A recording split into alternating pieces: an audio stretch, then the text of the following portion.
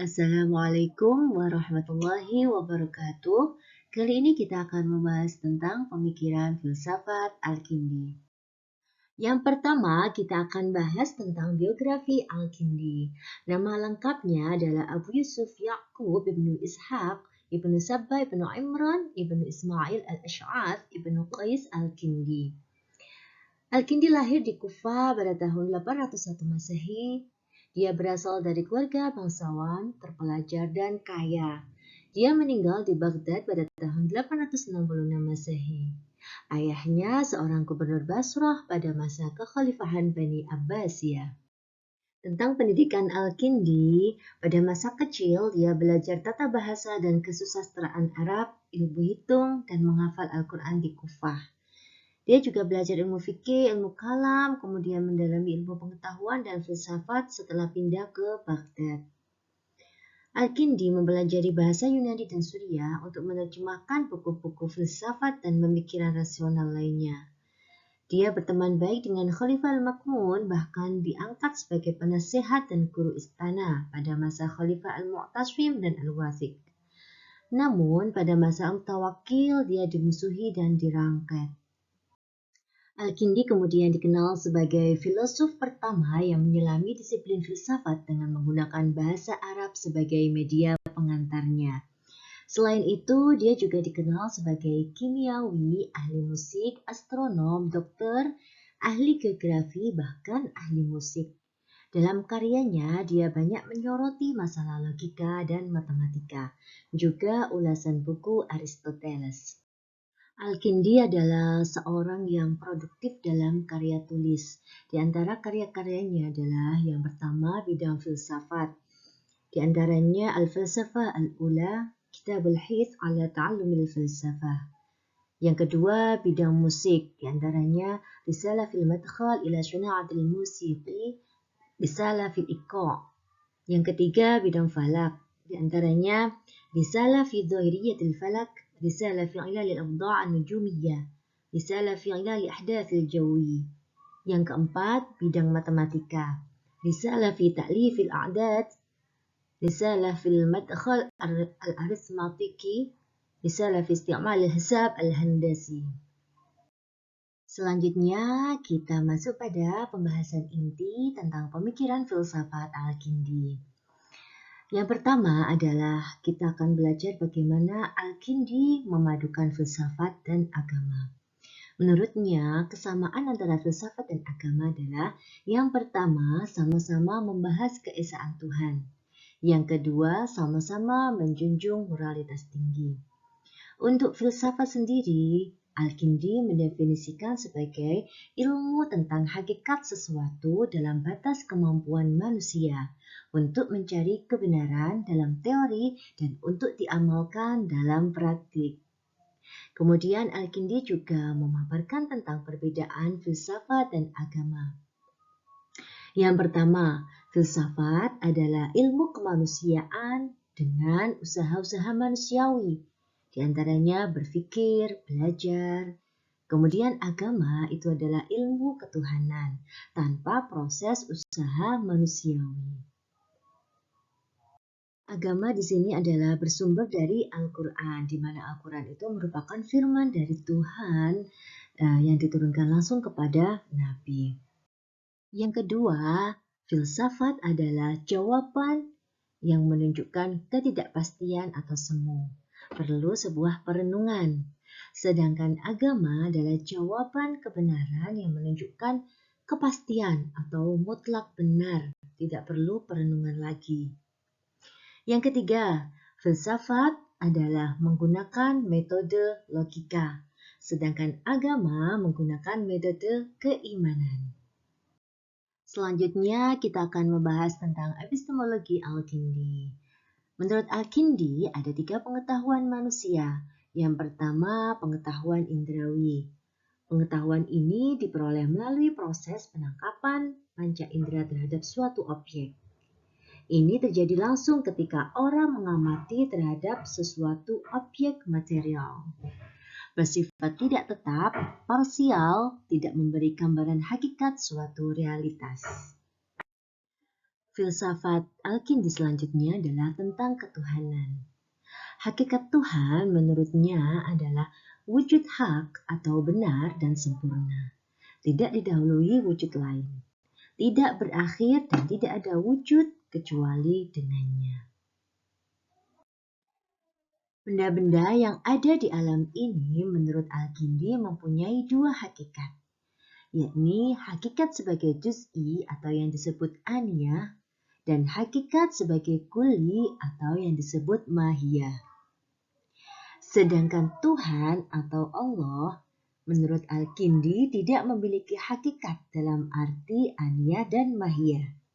Tidak aniyah karena Allah bukan benda yang memiliki sifat fisik dan bukan termasuk dalam benda-benda di alam ini.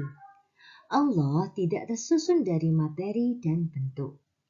Allah juga tidak memiliki hakikat dalam bentuk mahiyah karena Allah bukan merupakan genus dan spesies. Bagi Al-Kindi, Allah itu hanyalah satu, tidak ada yang setara dengannya. Dialah yang al-haq al-awwal, yang benar pertama, dan al-haq al-wahid, yang benar tunggal. Selain darinya, semuanya mengandung arti banyak. Al-Kindi juga berpendapat bahwa pengetahuan tentang Tuhan merupakan filsafat awal atau pertama. Tuhan adalah pencipta, lebih dari sekedar penggerak pertama yang tidak digerakkan. Al-Kindi menunjukkan eksistensi Tuhan dengan 3 dalil. Yang pertama, baharu alam. Yang kedua, keragaman dan kesatuan. Yang ketiga, pengendalian alam dalam keteraturan. Yang pertama, dalil baharu alam. Di sini Al-Kindi mengemukakan bukti atas kemustahilan apabila alam ini ada tanpa ada yang mendahulunya. Adanya alam ini secara langsung memastikan adanya penyebab yang menjadikannya ada. Dalil kedua untuk membuktikan keberadaan Tuhan adalah keragaman dan kesatuan. Menurut Al-Kindi, apapun yang eksis di alam, baik alam yang terindra maupun yang tidak terindra, tidak mungkin memiliki keanekaragaman tanpa keseragaman dan keseragaman tanpa keragaman. Hukum keseragaman dan keragaman ini bukan merupakan sebuah kebetulan sejarah belaka, tapi pasti ada penyebabnya. Penyebab yang memunculkan keragaman dan kesatuan ini mesti sesuatu yang tidak dapat disebabkan oleh yang lain, yaitu Tuhan. Dalil yang ketiga adalah pengendalian alam dalam keteraturan. Al-Kindi menyatakan bahwa alam dan hukum-hukum yang berlaku di dalamnya tidak akan mungkin berjalan seteratur yang terlihat tanpa ada yang mengendalikannya. Wujud pengendali alam yang menjaganya tetap berada dalam keteraturan, tentulah wujud yang maha dan tidak akan mungkin sama dengan yang dikendalikannya. Jika alam dan hukum-hukum alam adalah baru, maka pengendali tidaklah baru. Jika alam dan hukum-hukum alam merupakan hasil penciptaan, maka pengendali bukanlah wujud yang diciptakan. Sesuatu yang mengendalikan mesti berbeda dengan yang dikendalikannya. Keteraturan alam dalam pengendalian ini mengarah pada sikap hormat dan kekaguman manusia pada Tuhan yang mengatur dan mengendalikan alam jika direnungkan secara mendalam. Penataan alam oleh Tuhan begitu rasional dan harmonis. Pemikiran Al-Kindi selanjutnya adalah tentang filsafat alam. Alam dijadikan Tuhan dari tidak ada menjadi ada, bersifat terbatas atau tidak kodim. Nah, di sini akan dijelaskan tentang teori baharu alam Al-Kindi lebih spesifik. Menurut Al-Kindi, dia mengungkapkan 3 argumen tentang teori baharu alam, yakni gerak, zaman, dan benda. Benda untuk menjadi ada harus ada gerak. Masa gerak menunjukkan adanya zaman. Adanya gerak tentu mengharuskan adanya benda. Mustahil kiranya ada gerak tanpa adanya benda. Ketiganya sejalan dan akan berakhir. Pada sisi lain, benda memiliki 3 dimensi menurut Al-Kindi. Ada panjang, lebar, dan tinggi. Ketiga dimensi ini membuktikan bahwa benda tersusun dan setiap yang tersusun tidak dapat dikatakan qadim. Kesimpulannya bahwa alam semesta ini pastilah terbatas. Tentang filsafat jiwa Al-Kindi. Menurutnya, jiwa adalah substansi roh berasal dari Tuhan, tidak tersusun, sempurna, dan mulia. Hubungan roh dan Tuhan layaknya hubungan cahaya dan matahari. Menurut Al-Kindi, ada 3 daya pada jiwa. Yang pertama, jiwa bernafsu atau al-quwwah asyahwaniyah. Yang kedua, jiwa pemarah atau al-quwwah al-ghadabiyah. Yang ketiga, jiwa berakal atau al-quwwah al-aqilah. Menurut Al-Kindi, selama roh atau jiwa berada di badan, ia tidak akan menemukan kebahagiaan yang hakiki dan pengetahuan sempurna.